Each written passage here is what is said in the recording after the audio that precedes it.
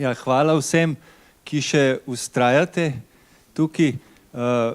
Zahvalil bi se rad tudi organizatorju za odlično organizacijo, pa vsem, ki so prispevali tudi z dobrotami, ki smo jih lahko uživali gor oziroma jih še lahko uživate. Potem pa bom posvetil to predavanje pravzaprav mojemu sinu, ki je prezgodaj umrl letos 10. februarja, bil je študent ekonomije, veliko mi je pomagal pri raziskovanju psihoaktivnih snovi.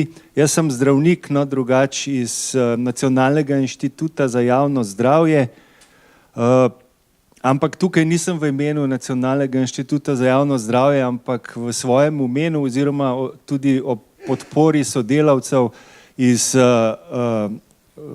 inštituta ICAN-a, slovenskega oziroma Mednarodnega inštituta za raziskovanje kanabinoidov, ki me podpirajo, kljub temu, da me pač moj inštitut na tem področju ne podpira. Pa mislim, da glede na problem bi me lahko.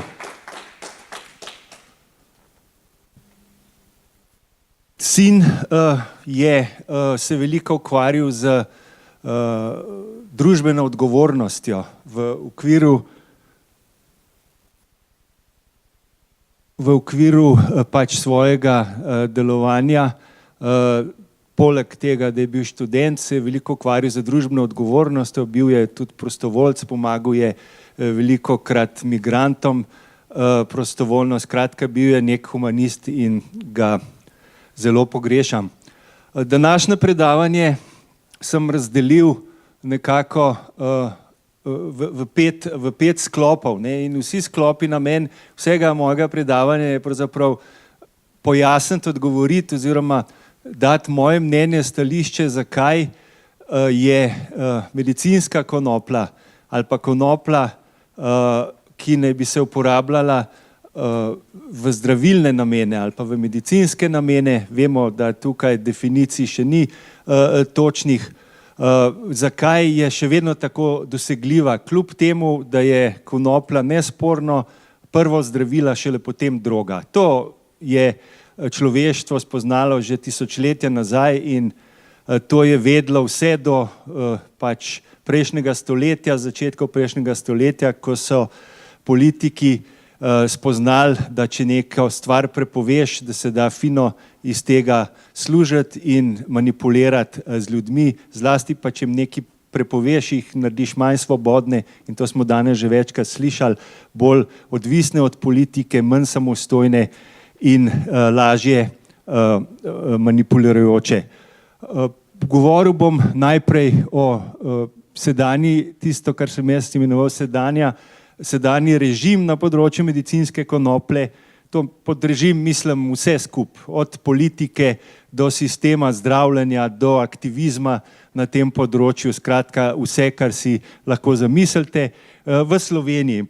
Jaz izhajam pač izkušenj v Sloveniji, že dolgo časa ne potujem, ker me ne pustijo v tujino, da bi še naprej sodeloval. Imam pa pač stik prek interneta z številnimi organizacijami raziskovalnimi in humanisti in aktivisti in je to pač glede na to, da delujem že na tem področju od leta 1982 kar dovolj.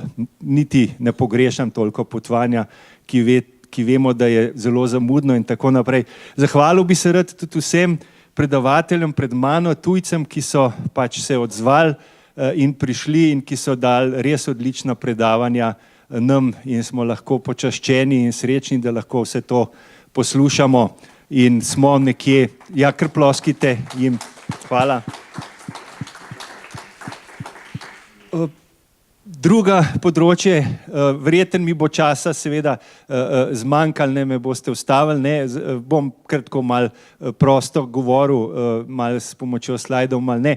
To drugo področje bom pač razlagal, zakaj morajo biti človeške pravice nekje v središču nadzora nad konopljo oziroma prepovedanimi drogami. Jaz razumem področje konoplje širše, ne samo kot prizadevanje, da bi bolniki dobili zdravilo, ki si ga zaslužijo in ki jim bilo odvzeto več desetletij in zaradi tega ves ta zaostanek v raziskovanju in tako naprej in na tisoče ljudi po nepotrebnem je trpelo bolečine in prezgodaj umiralo in tako naprej, vse zaradi pač neke politične ideje, manipulacije. Zato morajo biti človekove pravice vedno v ospredju in nadrejene nadzoru nad drogami, nadrejene tveganju, ki ga lahko gotovo tudi konoplja ima in nosi in ostale droge, ampak mora biti nadrejene. Seveda, to, da sem jaz danes zadnji na vrsti, je pač čisto razumljivo, ne? In vse je prav, ampak človekove pravice mora biti vedno na prvem mestu. Potem bom govoril o tem, kaj je to javno zdravje. Tukaj je ena cela zmešnjava. Moja specializacija je, jaz sem zdravnik socialne medicine. To se je v starih časih socialističnih, jugoslovanskih točno vedeli, kaj smo delali in kaj ne. Potem, ko smo prišli v nov sistem, se je naša specializacija preimenovala v javno zdravje. In zdaj pravzaprav noben ne ve, da smo mi pravzaprav stroka, znanost, umetnost, da smo mi zdravniki, ki se ukvarjamo ne s pacienti, ampak z skupnostjo, z šolami, z podjetji, z državami, z mednarodnim nivojem, z globalnim nivojem. Ravno tako postavljamo socialno-medicinsko diagnozo in ravno tako predlagamo socialno-medicinsko terapijo, ki jo bi mogla politika oziroma tisti, ki nas vodijo in odločajo o svetu, upoštevati. Ampak ni namenoma, da so našo specializacijo preimenovali v javno zdravje in da nas ne poslušajo in ne upoštevajo, kajti kam bi pa prišli, če bi politika se ukvarjala oziroma če bi se odločala na podlagi dokazov, pač odloča se na podlagi politike, a ne? Ker je pogosto v ozadju ne dokazi, ampak korupcija. No, ta področje, kaj je to z dokazi podprta medicina, je zelo občutljivo področje, zlasti, ker me lahko moji kolegi nekje zelo stisnejo, ker je cela medicina temelji na temu z dokazi podprta medicina in mi se moramo držati pač znanstvenih dokazov pri našem delu, doktrine, za katero pa vemo, da saj na področju konoplje sploh jo ni, sploh ni nekih smernic, nekih kliničnih indikacij, kdaj se uporablja, kako se uporablja in tako naprej, ne? Ampak ne smemo pa ne pa govoriti v javnosti, saj uradno ne, pač na srečanjih mora biti vse z dokazi podprto. Ampak jaz bom govoril pa o omejitvah, ker tudi znanost ni vse, ne? Tudi znanost ni vse, ampak je še veliko več to, kakor z dokazi podprti. In dokazi niso samo znanstveni, dokazi so širši, ne? Govoril bom veliko o vrednotah bolnikov, o vrednotah zdravnikov, o empatiji, o poštenosti, o iskrenosti, skratka, o fenomenih, ki pravzaprav jih znanost redko kdaj upošteva in meri, bi jih pa mogla. Pa še nekaj, nečem se znanost in z dokazi podprta medicina ne ukvarja in to je z sistemom, ne? Sistem, kakršnega imamo, zelo vpliva na naše zdravje in tudi na to, kako konoplja učinkuje in kako ne, ne? V bistvu bi mogle vse te raziskave upoštevati tudi to širšo sliko, kontekst, ne? Politiko zdravstveno, moč, kdo odloča, kdo ima, kakšna je demokracija, ali imajo ljudje, bolniki resnično možnost participirati, ali so tam samo neki objekti, s katerim se manipulira in se ne upošteva njihovega mnenja in izkušnje, njihove potrebe, ne? A je res samo kapital, denar tisti, ki žene to politiko naprej in tudi raziskave. Veste, znanost, jaz se že 45 let ne bi bil raziskovalec v javnem zdravju in lahko rečem, da je znanost predvsem moč, ne? Hierarhija in moč. Resnica tudi pride velikokrat na dan, ampak niso to moje besede, ampak resnih epidemiologov, ki so dokazali, da pravzaprav večina znanstvenih člankov, raziskav je dvomljive kakovosti, zlasti pa se primerjajo jabolka in hruške oziroma pomaranče in slive, če hočete, in so potem vsi te zaključki, da nimamo še dovolj znanja, da nimamo še dovolj dokazov, da so problematični. Vedno je na prvem mestu za zdravnike bolnik in tudi če niso bolnikove potrebe in želje v skladu z tem, kar naša doktrina misel oziroma kar za dokazi podprta medicina misli, moramo upoštevati bolnike. A veste, te empirične raziskave, empirični rezultati, prenašati jih na situacijo posameznika, bolnika, to ni enostavno.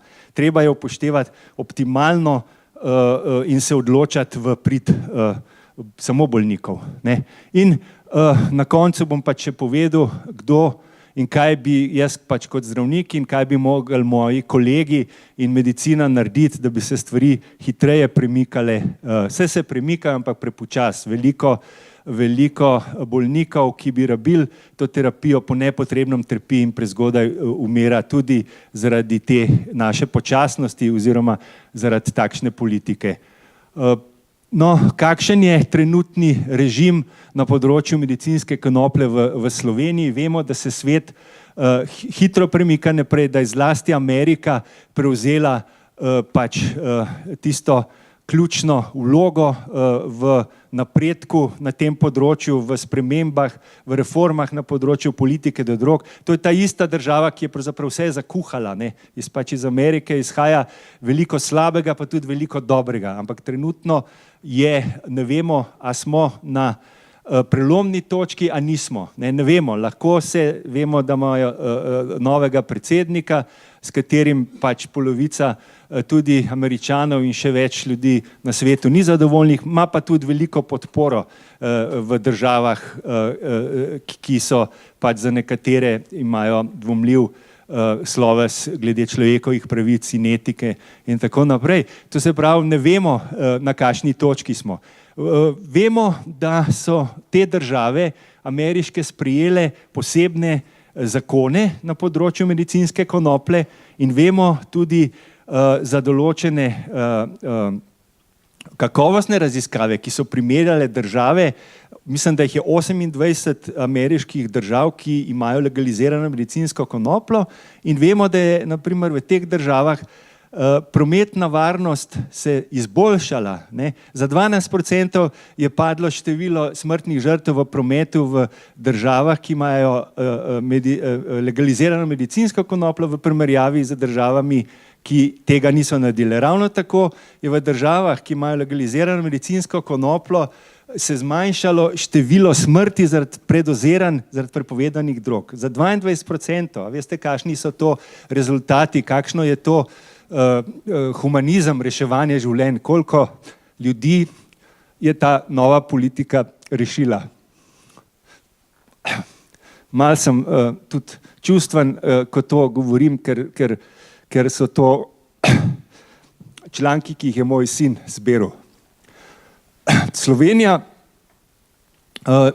oziroma njihovi odločevalci, politiki, uradniki na ministrstvih, posebej na Ministrstvu za zdravje, tožilci, policija in sodstvo in končno moji kolegi, zdravniki in farmacevti nekje zaostajajo in morajo ujeti znanje, ki ga ima trenutno predstavniki nevladnih organizacij in civilne družbe in celo pač tisti, ki gojijo konoplo doma za bolnike in niso zaslužkarji, ampak gojijo zato, da pomagajo tistim in da delajo delo, ki ga bi mogla država narediti. Ne regulirati konoplo, zagotoviti konoplo bolnikom, to delajo danes pač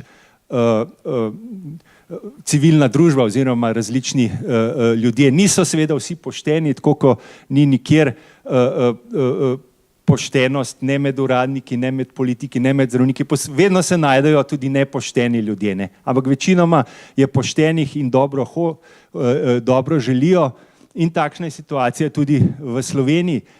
Posebno je značilna tudi pomanjkanje informacij na tem področju, ogromno je predsodkov, ogromno je neznanja o medicinski konoplji. Nihče ne bere, ne študira, ne hodi na predavanja, govorimo zdaj o strokovnjakih, oziroma skoraj nihče. Seveda so izjeme, ampak veliko premalo je za neko kritično maso še ljudi. Tukaj sem zbral nekatere citate, predvsem strokovnjakov, pa tudi bolnikov, pa predstavnikov civilne družbe o tem, kakšna je sedanjen režim na področju medicinske konoplje in lahko, kar sem že v naslovu napisal, zaključimo, da je vse prej kot sočuten. Ni empatije do ljudi, ki trpijo po nepotrebnem, ki jim bi lahko konopla po tem znanju, ki je že dostopen in ki ni ves za zavreč, ne pridejo do svojega zdravila. Skratka, po nepotrebnem trpijo, sistem je neempatičen, nesočuten, lahko bi rekli socialno neodgovoren. Zdravniki, onkologi pravijo, da več kot polovico bolnikov z rakom si tudi pomaga s konopljo, zlasti potem, ko jim pač tradicionalna zdravljenje s kemoterapijo in obsevanjem in kirurškimi posegi ne pomaga, in tako je tudi prav. Mi moramo pač obdržati neke visoke standarde na tem področju in zato moramo povedati, da je to pač predvsem dopolnilno zdravljenje, takrat, ko pa ni več možno pomagati, je pa glavno zdravljenje. Dokler ne bomo pač imeli teh vseh raziskav, ki jih zahteva pač sistem, da je nekaj zdravilo. Čeprav so včasih, smo slišali ogromno primerov, kako se lahko uspešno zdravi tudi brez teh raziskav in brez tega, kar zakon od nas zahteva. Predvsem je tudi to, da sedanji režim na področju medicinske konoplje gre nekje v smer, da bodo predvsem na voljo dragi farmacevtski preparati. O tem je večina govorcev danes opozorilo, da bomo lahko poleg, to so znana opozorila, imamo big tobacco, imamo big alkohol, imamo big pharma, bomo pa imeli še big cannabis, če pač ljudje ne bodo iz svoje cone udobja stopili, tako kot je rekla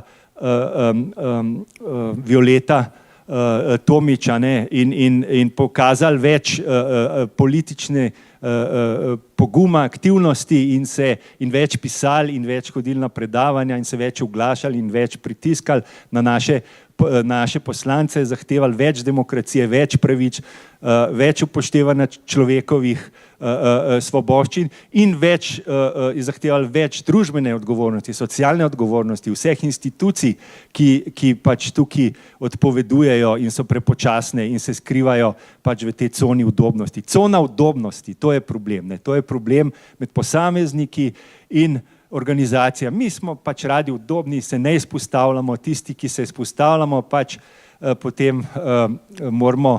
Jaz že leta in leta uporabljam svoj letni dopust, da predavam takole brezplačno, nekateri pač kolegi, ki pa drugače razmišljajo, bolj prilagojeno in tako naprej, pa seveda imajo vse plačan, ko hodijo v tujino se izobraževati in predavati in tako naprej. Ampak ne bom o tem govoril, naprej še te citati, seveda, če zdravniki ne bomo pomagali bolnikom, da bodo legalno prišli do medicinske konoplje, seveda bojo na milost prepuščeni pač diskreciji policije, ki pa seveda samo upravlja svoje delo v skladu z zakonodajo in pri tem seveda ni za pričakovati, da bojo v mehkih rokavicah. Pač oni imajo svoje metode, oni tudi nadlegujejo, kaznujejo, zapirajo, skratka, zdravniki lahko edino v tej situaciji naši, ne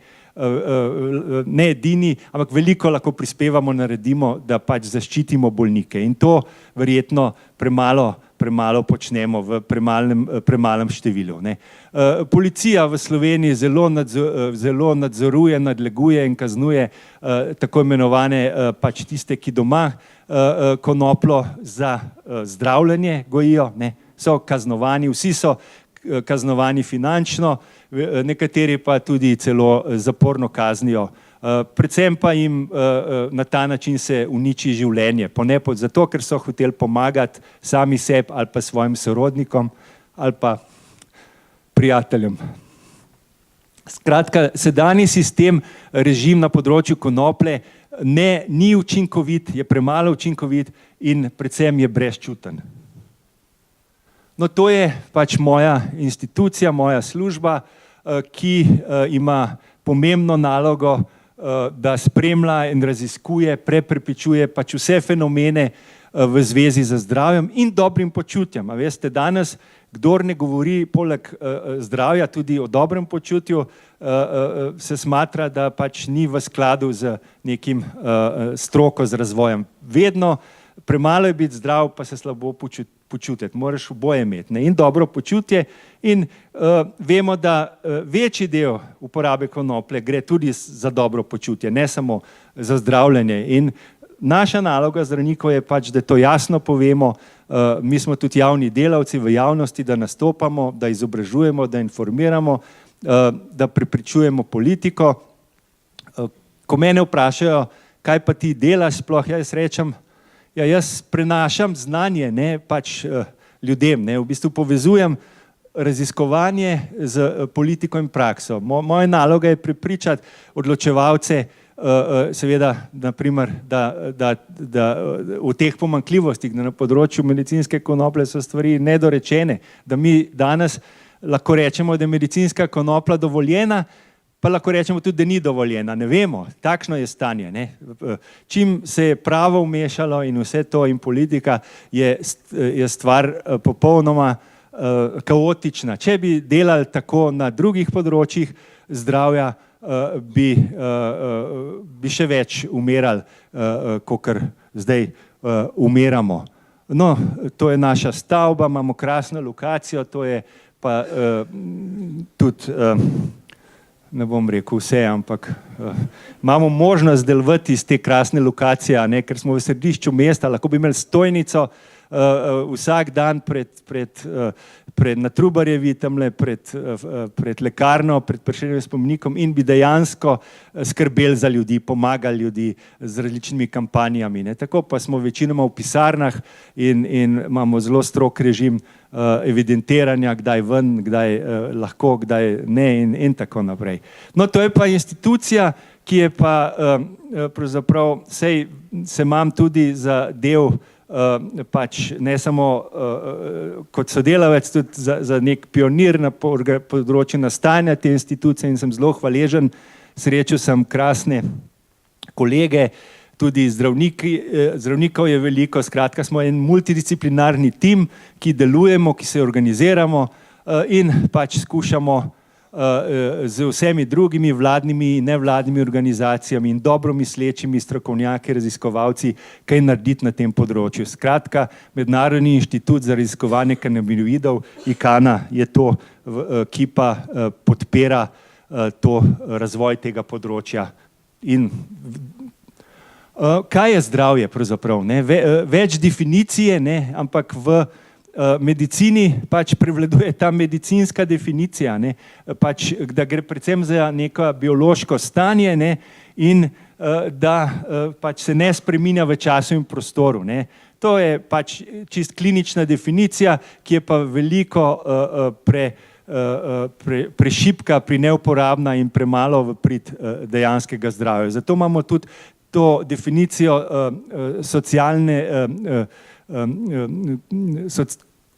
socialno-konstruktično, ne vem, kako bi to prevedel, definicijo, ki pa upošteva zdravje v širšem kontekstu, v širšem socialnem kontekstu, ki upošteva pač tudi kontekst in vrednote predvsem in sistem in vse tisto, kar samo ozka medicinska definicija ne upošteva. In Svetovna zdravstvena organizacija ima že v svojem ustanovitvenem aktu pravo, bi rekel, definicijo, ki še vedno velja, široko definicijo ima, ne, da je to zdravje stanje telesnega, duševnega, duhovnega in socialnega dobrega počutja, ne samo odsotnost bolezni. To so pošteni, dobro misleči strokovnjaki v okviru Svetovne zdravstvene organizacije lahko že leta 1948 definirali in še naprej potem razvijali to definicijo. In ta definicija je predvsem zelo nekje uporabna tudi pri tem, ko se borimo za človekove pravice, posebej pač tudi na področju drog in medicinske konoplje.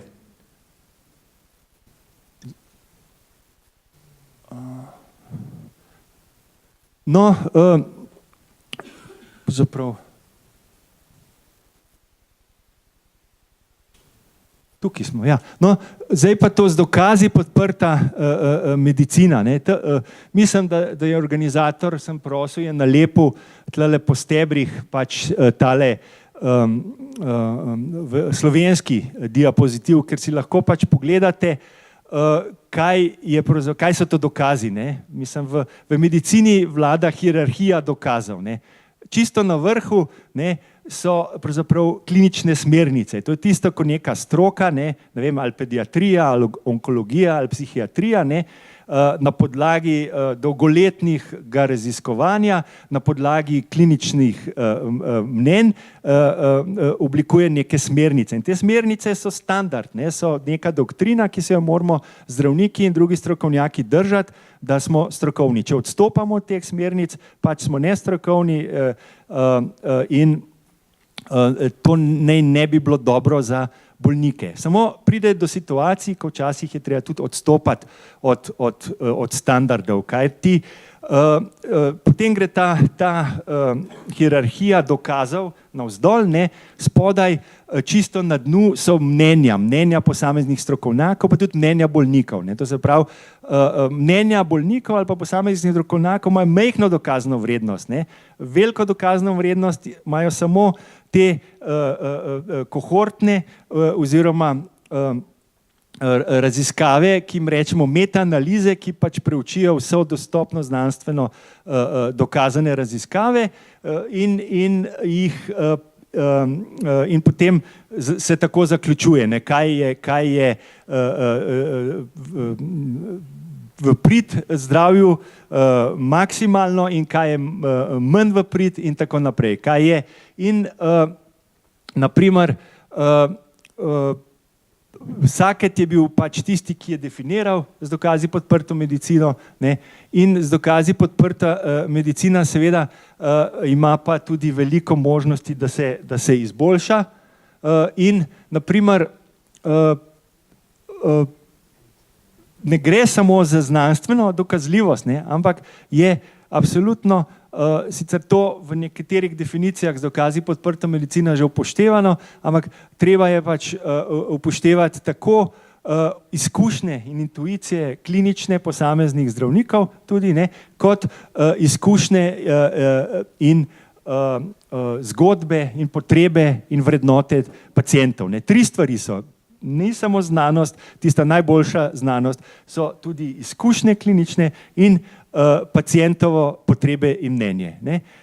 Kot sem rekel, pacientove zgodbe, ne, in to je tista anamneza, naprimer, ki jo vzame, ali pa zgodbe, ki smo jih tle slišali, imajo pač po te doktrini z dokazi podprte medicine nizko dokazno vrednost, ne. In problem pa je vsega tega z dokazi podprte medicine, ne, da tudi nekateri resni epidemiologi, kot je Ioannidis, ne, pravzaprav dokazujejo na znanstven način, da večina pač teh publiciranih raziskav je tudi nima sploh takšne dokazne vrednosti, za kaj se izhaja. O temu ne bomo, to so razprave na zelo visokem nivoju, zelo komplicirane, ampak primerjajo se pogosto hruške, jabolka, vzorci so premajhni, v primeru konoplje se primerja konoplja z sintetičnimi kanabinoidi ali pa konoplja, ki ima samo THC s konopljo, ki ima samo CBD. Skratka, ena cela zmeda je lahko, če se človek resno spusti v analizo vsega tega, ne. Zato pa seveda znanost ni vse, ampak je treba upoštevati tudi izkušnje strokovnjakov, njihovo intuicijo in ravno tako vrednote in izkušnje bolnikov. Ne. Naprimer, v temu sem že povedal, pač, da je ta velja seveda, da je konoplja neprimerna in zmanjšuje prometno varnost. Ne. Ampak na tem kolektivnem, na širšem populacijskem nivoju, ne, je pa to znanje, da je v državah, kjer so legalizirali medicinsko konopljo, večja prometna varnost, tudi uporabno. Ne. Veste, ni nekaj, kar je uporabno za kolektivni, za državni nivo, ni uporabno za posameznika in obratno. To je treba pač poznati, zlasti morajo to poznati odločevalci, ki odločajo. No, to je pač, kako poteka naše delo, v temu ne bom, skratka, imamo tudi z dokazi podprto javno zdravje, pri tem mislim pač stroko, znanost, politiko. Tole je zanimivo razmišljanje, pravzaprav, ki ga trenutno razvijajo tudi specialisti javnega zdravja, John Hopkins, šola javnega zdravja, ne, skratka, opozarjajo, ne, da na vrednote, na pomen vrednot, ne, na eni strani znanost, na drugi strani vrednote. Ne. Saj je znanost tudi vrednota, ampak so še druge vrednote, ne, ki jih znanost ne meri. In v tem primeru opozarjajo, ne, kako pravzaprav imamo ljudje številne navade, stališča, vrednote, predsodke, ne, ki so tako zakoreninjeni v nas, da vplivajo na naše znanje. Toliko, da niti nismo sposobni, pripravljeni poslušati drugo znanje. Ne. In dovolite mi, ker je tukaj še eden od Slovencev, psihiater, tudi žal pokojnih, ki je že leta 1983 ogromno vedel o konoplji in o temu, kako pač ta režim poteka, kako vpliva vojna proti drogam oziroma nadzor nad konopljo na naše zdravje in tako naprej. In kako se manipulira predvsem z znanostjo. Profesor Lev Milčinski je v knjigi Droge v svetu in pri nas leta 1983 napisal tole. Kakor da bi danes lahko še vedno bi se vsi podpisali pod to in napisali, zelo nazorno se splača poslušati. Ne. Takole je napisal: bržkone malo kje najdemo tolikšne razlike pri ocenjevanju nevarnosti, kake snovi, kot to velja za kanabis, za konopljo. Ne. Zdi se, da ta pojem spričo številnih in zapletenih povezav z družbenimi vrednotami in stališči mnoge avtorje primarno čustveno tako prizadene, da se ga le malo kdo loteva brez slehernih predsodkov. Ne moremo se znebiti vtisa, da seže vpliv teh predsodkov ne le kot navadno v končno razlago zbranih ugotovitev, temveč se pokaže že pri zbiranju dejstev. A veste, kako so to pomembne ugotovitve? Že leta 1983 je opozarjal pravzaprav tudi na to, da je 95% raziskav, danes verjetno je ta delež malo manjši, namenjen samo preučevanju negativnih učinkov uporabe konoplje. Ne. Nič raziskav skoraj, oziroma 5%, morda danes malo več, pa je namenjen preučevanju pozitivnih učinkov konoplje na zdravje. Ne. In seveda je težko debatirati enakovredno in nekje se zavzemati za bolnike in medicinsko konopljo, če imaš pač takšno stanje. In še danes mednarodne organizacije preprečujejo in ne zagotavljajo sredstva za preučevanje pozitivnih učinkov konoplje na zdravje, ampak se vlaga pa na veliko v preučevanje tveganj, ki ga konoplja gotovo tudi prinaša, ampak ta tveganja smo že ugotovili, že ne vem kdaj in tisočkrat ponovljeno različne komisije in raziskave, da je relativno majhno.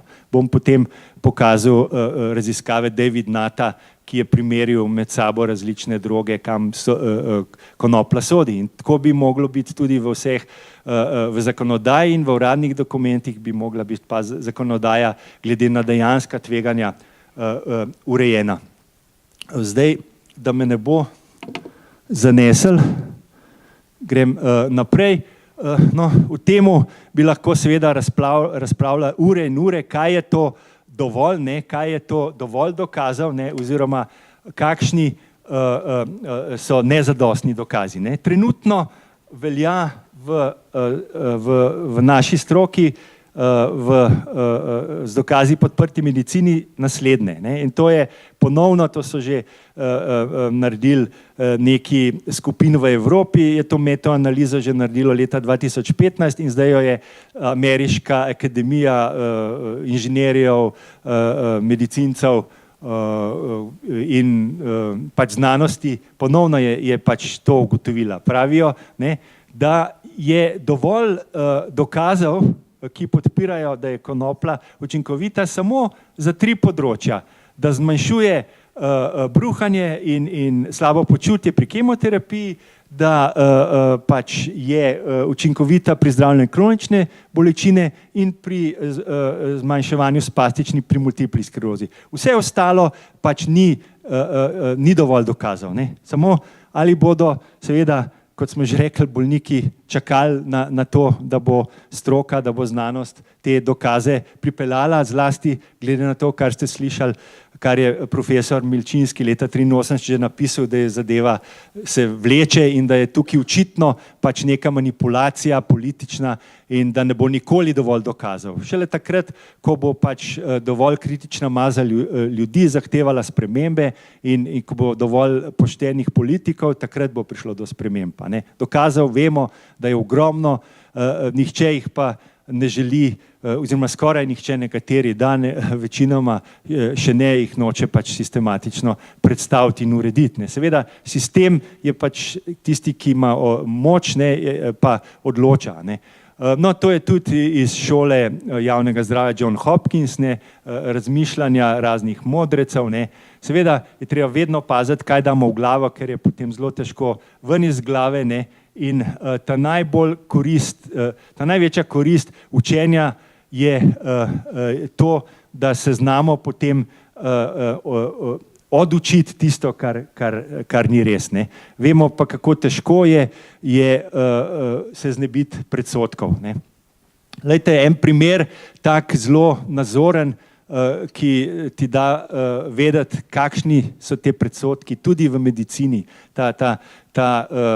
Bi rekel, kako je to močno, kako težko je se znebiti nekih stališč, ki smo jih enkrat zavzeli, pa je nekega znanja. Ne. To je Semmelweis, ki velja, da je pač on je zahteval od svojih kolegov, umivajte si roke, od kolegov porodničarjev, ne, ki so pač še leta 1861, oziroma predtem pač pomagali porodnicam in otrokom, brez da se bi roke umivali. In je bilo zaradi tega na 100.000 mrtvih otrok. Ne. Samo, čeprav 200 let pred tem je Leeuwenhoek odkril mikroskop in bakterije. Že 200 let se je vedel za bakterije, ampak skoraj 200 let je medicina rabila, da se je začela roke umivati, če lahko malo tako posplošim. Ne. To je problem predsodkov, ne. To je problem, kako se jih znebiti.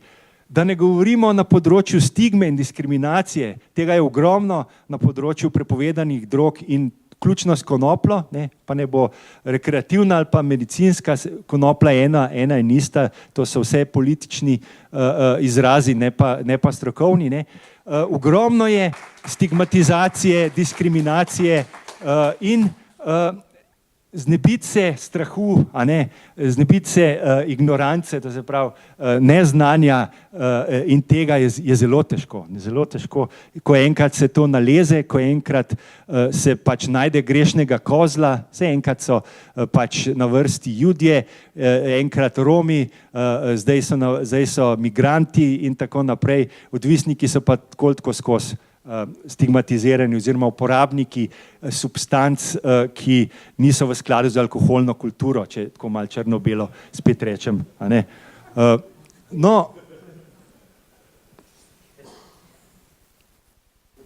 prohibicija je tudi ena zadeva, ki se jo zelo težko saj nekateri zelo težko se poslavljajo od tega, čeprav je očitno smo že na prelomni točki, če bo Amerika zdržala in druge države, ki sledijo od Češke, Kanade, Urugvaja in tako naprej, potem ji bo počasi cel svet sledil, če bo Amerika se obdržala na tem področju. Skratka, to je, ko se enkrat pa zaleze v družbeno tkivo, v razmišljanje, v možgane ljudi, da je to prava pot, je zelo težko odpraviti. Vemo pa, kakšno škodo je prohibicija pač prinesla na milijone mrtvih, ravno obratno, ni zavarovala naših otrok pred drogami. Droge so cenejše in vse bolj dostopne, ogromen je predoziran, ogromen je kužnih bolezni, od AIDS-a do hepatitisa zaradi prohibicije. To je vse povezano s prohibicijo, ni vzročno, ampak to je to. Koliko ljudi je zaprtih, koliko ljudi po nepotrebnem trpi, neučinkovita in že 80 let ponavljamo eno in isto. In kdo je proti prohibiciji? Mafija, politika, mednarodni in nacionalni birokrati, privatniki, ki služijo na ta račun in tako naprej. To so pač proti, to so za prohibicijo, seveda. Tako da, a veste, veliko se lahko naučimo na zgodovini, kako je sploh prišlo do prohibicije. Ne bo časa, da se s tem ukvarjamo, ampak to, ko človek prebira te knjige, zdaj so Američani ogromen teh knjig izdali in razkrili nekatere pokvarjene posameznike, politike, ki so dolga leta vodili te ključne ameriške ustanove za boj proti drogam. Anslinger je ena taka oseba, ki je leta 1937 govoril o kadilcih marihuane, ki so predvsem črnci, Hispanci, glasbeniki džeza in tako naprej, ki izvajajo satanično glasbo in skratka, ne bom niti to bral, ker ni namen tega predavanja. Skratka, takrat so stigmatizirali in demonizirali konopljo, ker to so rabili, imenovali so jo marihuano. Marihuana to ni strokoven izraz, to je izraz iz meksiškega jezika in so ga začeli politiki uporabljati, da so zlasti medicinski sektor prepričali, ker da je pa to neka substanca, ki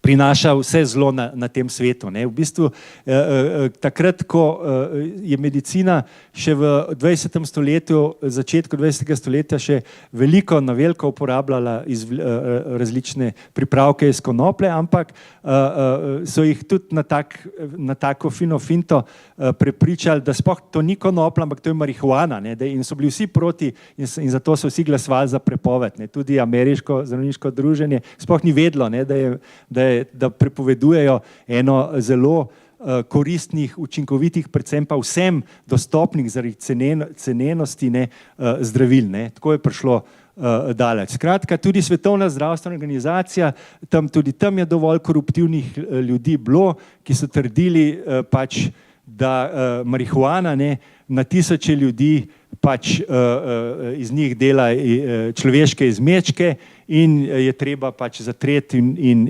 eliminirati marihuano na vse možne načine, ker povzroča kriminal in tako naprej. Skratka, leta 1952 to je bila v narekovajih strokovna ocena, na podlagi katere so potem leta 1971 konopljo prepovedali. Dobenih resnih raziskav ni bilo, tveganih, resnih ocen tveganja, kot se temu reče. To je bilo popolnoma politično, da so dali konopljo potem leta 1961 na to široko konvencijo mednarodno, za katero smo danes slišali, da sploh jo Slovenci nismo prevedali in da je vsa pravna zadeva, ki je iz tega sledila zdaj, seveda, če bi živeli v pošteni, demokratični državi, bi mogli vse to pasti, bi mogli vse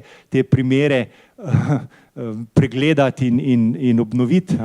Skratka, takrat so potem konopljo leta 1961 prepovedali in nikoli po tem letu Svetovna zdravstvena organizacija, ki smo ji podelili, ne, države, naši predstavniki, pač ta mandat, da edina ocenjuje, katere substance sodijo na listo prepovedanih drog, ne, da so dovolj škodljive za posameznika in družbo, nikoli se tega ni pregledali. Ne. So bili pa tudi pošteni posamezniki v svetovni organizaciji, ki so opozarjali na te anomalije, ampak spremenili se ni nič, zato ker se je že začel razvijati pač nek prohibicionistični sistem policije, pravosodja, zaslužkarjev, politikov, mednarodnih birokratov in tako naprej, ki imajo samo od tega koristi. Privilegije, luštne službe, zato ker najlažje je samo neke substance dajati na listo prepovedanih drog in potem policija vse ostalo upravi namesto njih. Oni potujejo po svetu in pač govorijo, kako rešujejo ljudi in zdravje. No, hvala Bogu, da je prišlo do renesanse konoplje najprej v Ameriki. Predsednik Obama je to zelo previdno na diplomatski način podprl, ampak že pred njim je seveda vrsto desetletij so aktivisti se prizadevali, da bi ta resnica prišla na dan, no, ampak Obama je le dal posameznim državam ameriškim to možnost, da so ga legalizirali konopljo. Čeprav so pustili na federalnem nivoju še vedno prepoved konoplje in so bili vedno lahko, vsak zdravnik v Ameriki še danes je lahko obsojen, da nudi drogo svojemu bolniku, ne, čeprav se to nekako tolerira.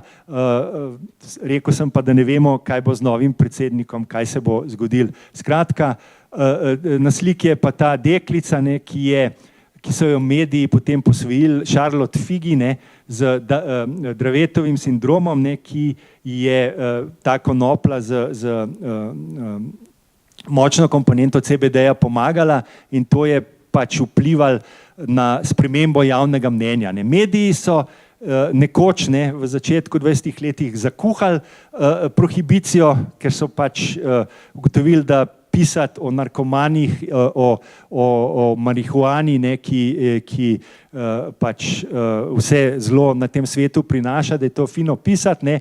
No, zdaj so pa mediji pač obrnili malo ploščo in jaz imam samo še 3 minute, takole, da gremo hitro naprej. In javno mnenje, mislim, da je še dosti večje, to je 58% ljudi bi legaliziralo celotno konopljo, ne samo v medicinske namene, ne. V medicinske namene pa mislim, da so to številke v posameznih državah zelo, zelo velike. No, v temu bom kdaj drugič ali pa jutri na delavnici. Mi moramo spremeniti, oziroma naši predstavniki v Združenih narodih, saj jih imamo kar neki, ki hodijo tja na sestanke na Dunaj, pa v Washington, pa v New York, pa tako naprej, ne, ampak ne vem, kaj naredijo, ker nobenih poročil ni, ampak zahtevati moramo, da oni tam zahtevajo, da pride do tega unlearning, do tega, da je treba spremeniti popolnoma ta sistem konoplje, da jo je treba, ne samo, da jo je treba iz prvega razreda prepovedanih drog, ne, kjer pravijo, da nima medicinskih učinkov, dati v drugi ali tretji, sploh ven jo je treba dati, ne, zato ker nima kaj tam delati glede na številne izsledke poštenih znanstvenikov in raziskav. Ne. No, problem vseh teh konvencij je pa slaba dostopnost do različnih zdravil, vključno do medicinske konoplje. Jaz sem bil presenečen, ko preberam literaturo, dve tretjine človeške populacije po nepotrebnem trpi zaradi teh konvencij, hude bolečine, ker so zdravniki pač tako naučeni, da bodo odvisnost povzročili z predpisovanjem in tako naprej. Ampak to so zdaj druge zgodbe. No, nezdravo je to razvrščanje, neetično, ne temelji na znanstvenih podlagah, ampak na lobiranju, na pač različnih interesih. Vemo, da so predvsem te rastlinske psihoaktivne snovi v skupini najbolj škodljivih v narekovajih in drog, ki nimajo medicinskega učinka, medtem ko so pa sintetične droge v nižjih razredih, kjer se smatra, da imajo in tako, ampak da je tle v ozadju farmacija dejansko in to pravzaprav so resni znanstveniki pač to lepo podprli. Ogromen nekih konceptualnih in klasifikacijskih problemov je v teh konvencijah, ne bom v temu razlagal. Skratka, neka šlamparija od nekega dokumenta, ki bi že zdavni mogel iti na odpad, ampak celotna naša zakonodaja in tudi doktrina, žal, medicinska izhaja iz tega ven. To je bilo, celoten svet je bil indoktriniran, zastrašen z drogami, z narkomani, z narkomanijo in s tem ugotovili pa smo, da s temi pristopi zmanjševanja škode, ne bom zdaj v temu metadon, igle, medicinska konoplja in tako naprej, da zadeva, da ljudje so racionalna bitja in če jim pustiš, pač nihče si noče škodovati. Vsi iščejo pač, da se dobro počutijo in da so zdravi. To je vse. Treba je ljudem pustiti, da sami razpolagajo svojim telesom, da sami da so odgovorni in seveda ne more biti odgovorni, če je nekaj prepovedan, če nimajo informacij. Zdaj bom preskočil, tole je ena zelo resna študija Davida Nutta in njegove ekipe Angležev, ki so pač rangirali in uporabljali pač preprosto metodo, so razdelili droge glede na škodo na posamezniku in družbi. Vidite, seveda najškodljivejša droga nedvomno skoraj v vsaki družbi alkohol. Konoplja je nekje na sredi, ima določena tveganja, ampak to se da uporabljati in zakonodaja, vse to, regulacija bi mogla biti na podlagi tega. Takšne neumnosti se dogajajo, ker ti pritiski so hudi, da bi se prohibicija nadaljevala. Za CBD se pravzaprav lahko v trenutku spremeni zakonodaja tudi pri nas in bojo rekli, zato ker se ga pridobiva iz vršičkov konoplje, je to prepovedana droga in to je pravzaprav Drug Enforcement Administration v Ameriki še lansko leto izjavila, tako da ko vprašaš nekoga, a je dovoljen CBD ali ni dovoljen, pač je odgovor, odvisno kje in koga vprašaš. Zdaj pa človekove pravice, o tem bi seveda lahko veliko govorili, ampak bomo jutri, v bistvu morajo biti v središču pač naših prizadevanj. Gre za ranljive posameznike, posebej jih moramo ščititi, ne samo zdravniki, ampak cela družba, govorimo o bolnikih, vemo za slovenski primer medicinske konoplje Janka Pirca, ki je bil sicer oproščen, ampak sodstvo se ni ukvarjalo z kršenjem človekovih pravic. Oni so pač rekli, on je samo gojil, on ni proizvajal. Skratka, spet nekaj, kar tako, tole sem pač posplošil, kaj je to splošen primer sodni medicinske konoplje. V bistvu gre za bolnike, ki trpijo za nekim stanjem in jih zdravstvenim in skušajo ga lajšati z konopljo. Potem so zaradi tega, ker so bodisi gojili ali so pač samo posedovali ali so posedovali z namenom, da bi nekomu dali, bili obsojeni.